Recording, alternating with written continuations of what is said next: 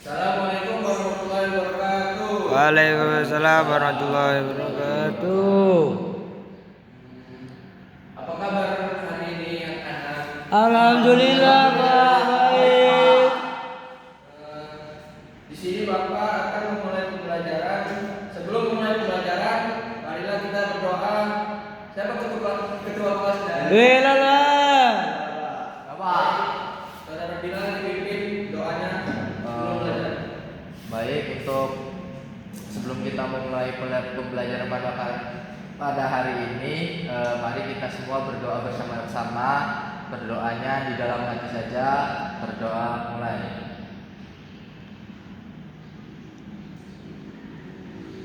Berdoa selesai. Hari ini siapa yang nggak masuk? Gaya Pak, itu baru si Dimas. Hujan Pak, soalnya Pak. Pada kemana ya Pak? Hujan Pak, pada nggak berangkat. Dimas kayaknya ini Pak tidur.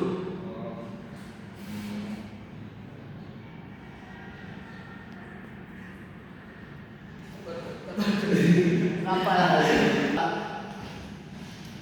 Mengulas materi. Iya. Baik, sebelum memulai pembelajaran, di sini kita akan mengulas materi sebelumnya yaitu menghindari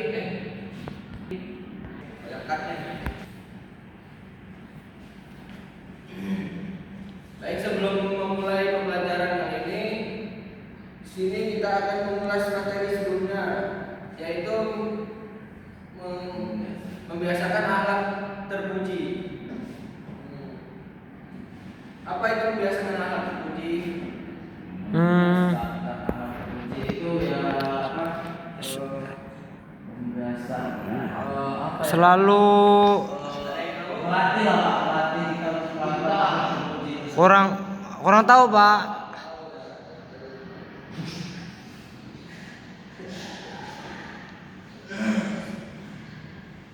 Baiklah, materi yang akan Bapak jelaskan hari ini yaitu tentang menghindari akhlak tercela. Apa sih menghindari akhlak tercela itu? Menghindari akhlak tercela itu ada beberapa poin. Yang pertama tentang fitnah. Tujuan dari pembelajaran fitnah ini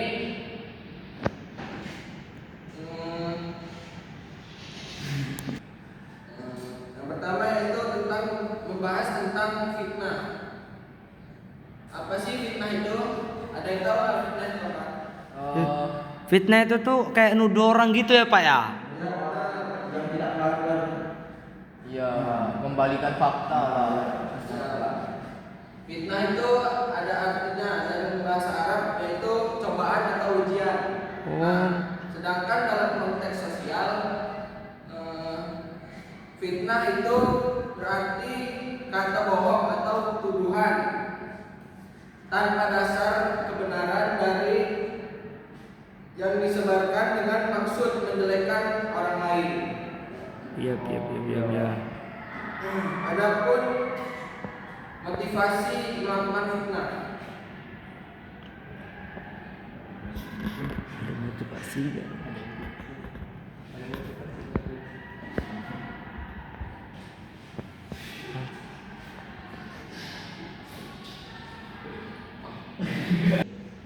Nah, dalam fitnah ini ada juga yang menjelaskan tentang motivasi melakukan fitnah.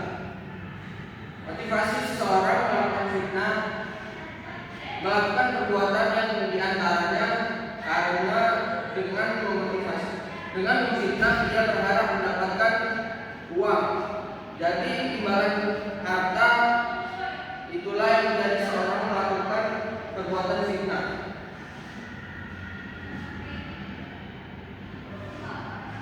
Yang kedua yaitu menjerumuskan orang ke dalam neraka.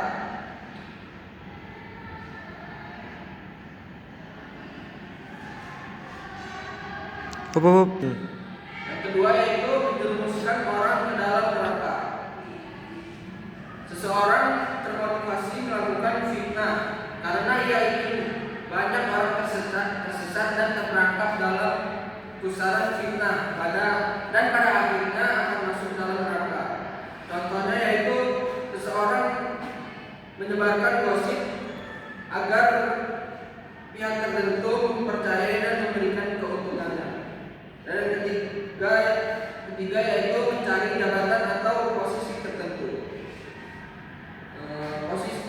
Seseorang berbuat fitnah terkadang termotivasi untuk melakukan kedudukan atau mencari jabatan tertentu, baik masyarakat, lembaga ataupun instansi atau tempat-tempat lain.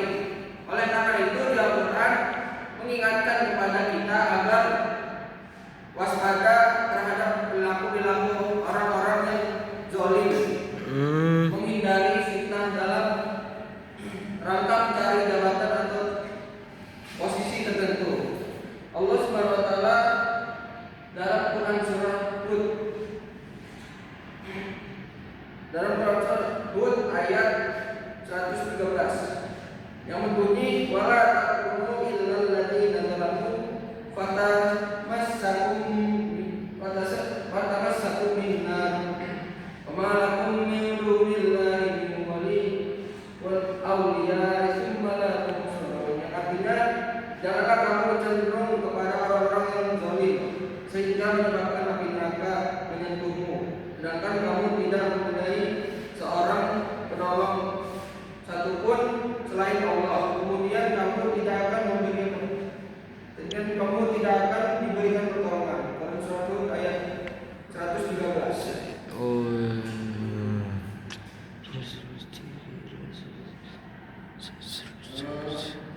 Setelah itu ada yang menghindari perilaku fitnah. Untuk mengantisipasi yang pertama yaitu mengkaji dan mempelajari Al-Quran.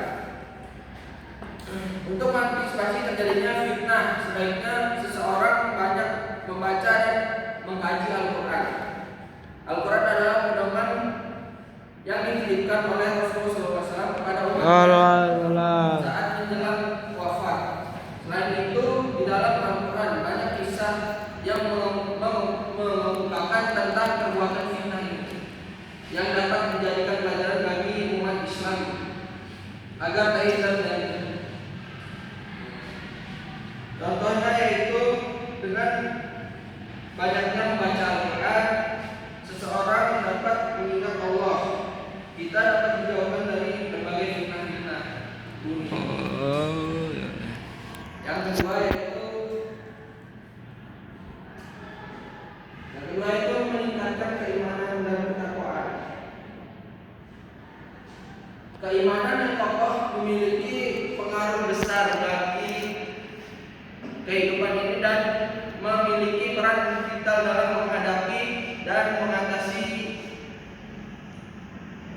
berbagai peristiwa serta ujian yang menimpa manusia. Allah Subhanahu wa taala berfirman yang artinya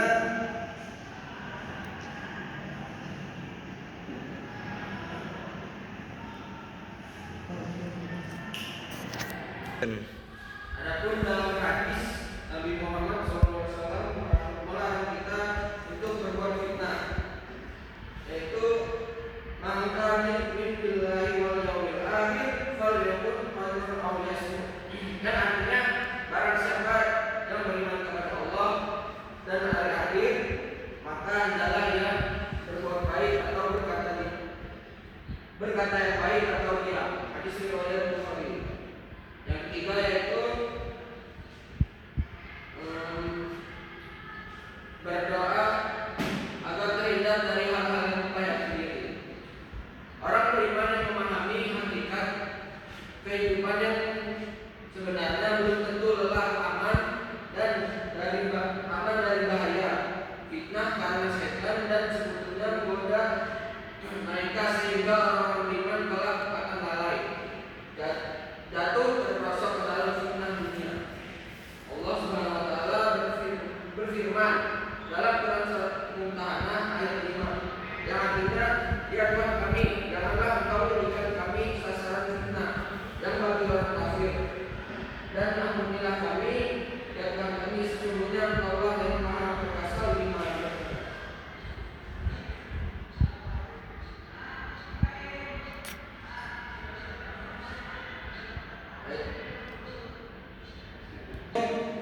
menghindari akhlak tercela, namimah atau adu domba. Ada yang tahu namimah itu apa? Ada yang pernah dengar? Belum, nggak dengar. Namimah itu adu domba. Oh, Adu domba itu yang membuat perselisihan di antara pihak yang sebenarnya sepaham dan atau menaruhkan pihak-pihak yang sesungguhnya sepaham melalui ucapan. Mengadu domba. oh ya ya. Namimah atau adu domba adalah hukumnya haram. Haram. Berdasarkan Al-Quran dan hadis Nabi. Dalam Al-Quran yang terkait dengan larangan mengadu domba terdapat dalam Al-Quran surat Al-Humazah. Al-Humazah ayat pertama yaitu wailul likulli humazatil humazah. Celakalah bagi setiap pengumpat bagi mencela. Rasulullah juga tidak menyukai sifat mengadu domba ini. Dalam hadisnya yang berbunyi la yadkhulul jannata na'am, yang artinya tidak akan masuk surga orang yang mengadu domba. Hadis riwayat Bukhari Muslim. Iya.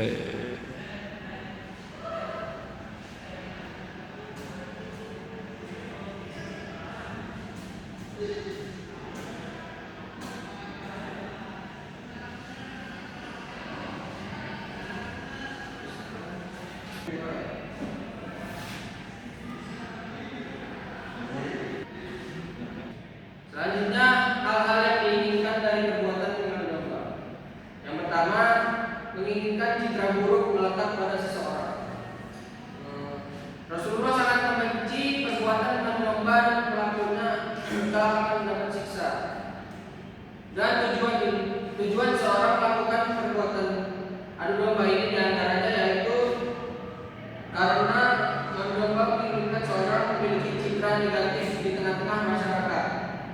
Hal yang seharusnya ditutupi malahan dibicarakan kepada orang lain sehingga yang mendapat cerita memiliki asumsi buruk tentang sosok yang diceritakan.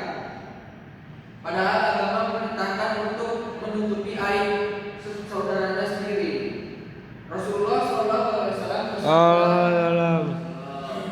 dari Abu Hurairah radhiyallahu anhu dari Nabi Muhammad SAW dia bersabda, tidakkah seorang hamba menutupi aib hambanya yang lain kecuali Allah SWT yang menutupi aibnya kelak di hari kiamat.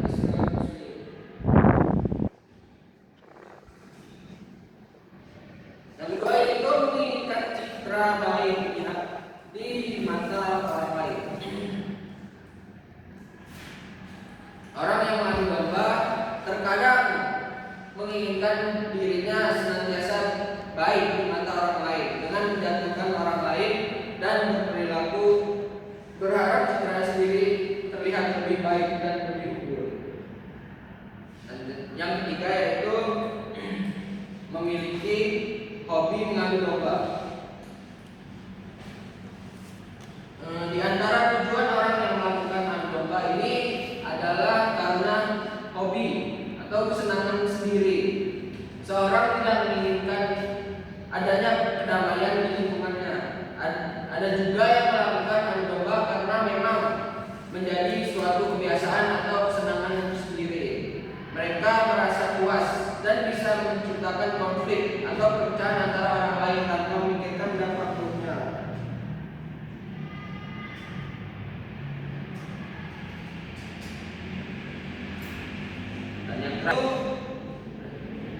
Dan yang terakhir yaitu langkah-langkah mengantisipasi namimah. Yang pertama yaitu tidak segera mempercayai gosip dari orang lain. Kabar dan gosip kerap beredar di masyarakat agar tidak terperosok kabar yang terprovokasi, maka tindakannya yang harus dilakukan adalah tidak segera mempercayai dan kepada berita tersebut, melainkan melakukan tabayun atau klarifikasi. Hal ini sesuai dengan firman Allah Subhanahu wa taala yang artinya Hai orang-orang yang beriman, jika datang kepadamu orang fasik membawa suatu berita, maka periksalah berita tersebut yang tidak menimpa suatu musibah kepada suatu kaum tanpa mengetahui keadaannya yang menyebabkan kamu menyesal atas perbuatanmu itu. Quran surat Al-Hujurat ayat 6.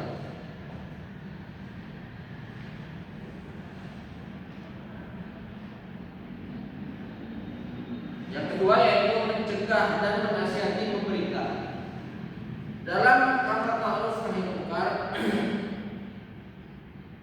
sudah seharusnya sebagai seorang muslim memberanikan diri untuk mencegah dan memberikan nasihat kepada orang-orang atau pihak yang teridentifikasi melakukan perbuatan namimah atau mengambil domba. Dalam hadis dari Abu Sa'id Al-Khudri radhiyallahu anhu berkata, aku mendengar Rasulullah SAW bersabda, siapa saja yang melihat kemungkaran, maka rubahlah dengan tangannya atau bahasanya. Apabila ia mampu, maka dengan lisannya. Apabila tidak mampu, juga dengan hatinya. Hadis riwayat Muslim.